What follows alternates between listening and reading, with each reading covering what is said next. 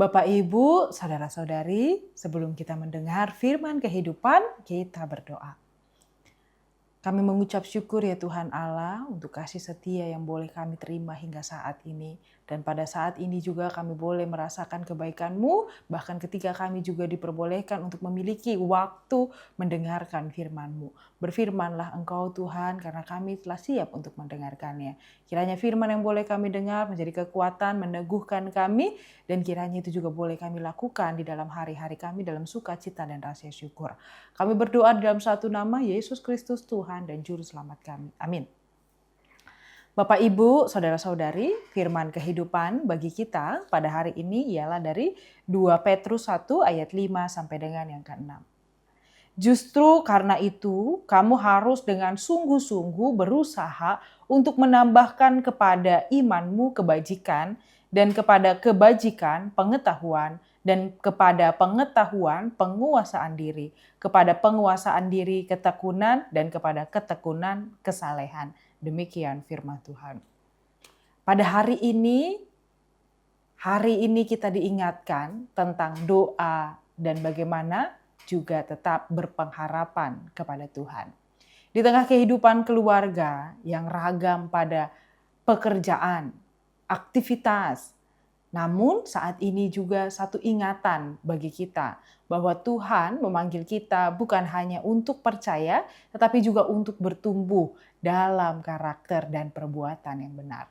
Rasul Petrus mengajarkan kita bahwa iman harus terus bertumbuh, iman harus terus berkembang. Iman bukan hanya sekedar berkata, "Aku percaya kepadamu Tuhan." Tetapi lebih dalam daripada itu, terlihat dari bagaimana kita menjalani kehidupan kita setiap hari.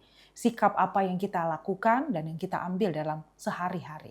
Keputusan dan juga bagaimana kita tetap bersabar, menguasai diri, bijaksana dalam berbuat dan juga berbicara, dan saling mengasihi di dalam keberadaan kita. Pada hari ini di dalam perjalanan kehidupan keluarga, setiap anggota keluarga juga diajak untuk merenung.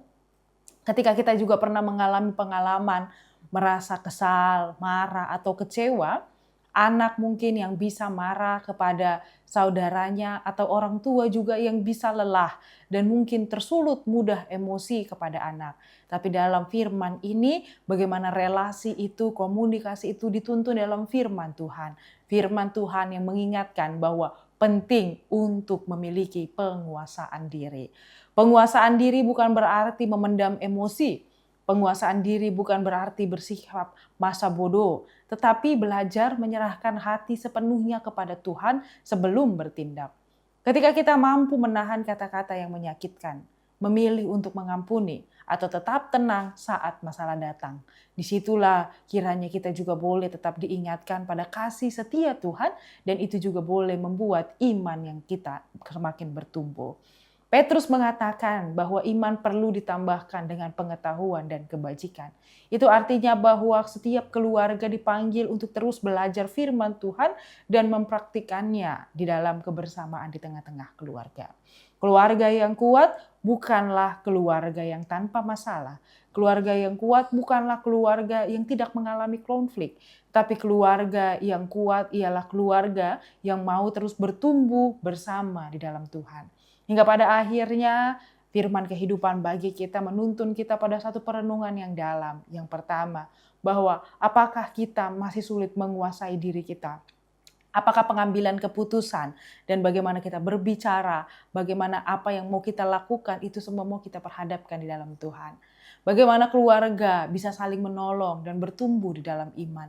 Apakah masih ada sikap saling mendiamkan atau bersikap tidak peduli, ataukah sudah ada panggilan hati untuk tetap memperlihatkan kasih di tengah-tengah keluarga.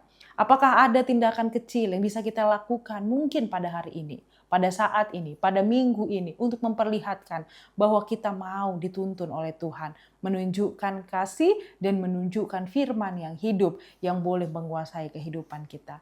Hingga pada akhirnya firman kehidupan mengingatkan kita untuk boleh hidup di dalam ketekunan, di dalam penguasaan diri, dan hidup di dalam kehendak Allah. Kita dikuatkan untuk setia kepadanya. Amin. Kita berdoa. Kami mengucap syukur ya Tuhan Allah untuk kasih setiamu yang Engkau berikan kepada kami. Kami diingatkan melalui firman kehidupan akan kehidupan kami yang boleh terus diperhadapkan dalam kehendak-Mu. Ajar kami untuk setia Tuhan, ajar kami untuk mau bertekun di dalam Engkau sehingga kami selalu terdapati berbuat baik, berbuat yang sesuai dengan kehendak-Mu dalam rasa syukur dan sukacita. Kami berdoa dalam satu nama, Yesus Kristus Tuhan dan Juru Selamat kami. Amin. Anugerah dari Tuhan kita Yesus Kristus, kasih setia Allah Bapa dan persekutuan Roh Kudus menyertai kita semua. Amin.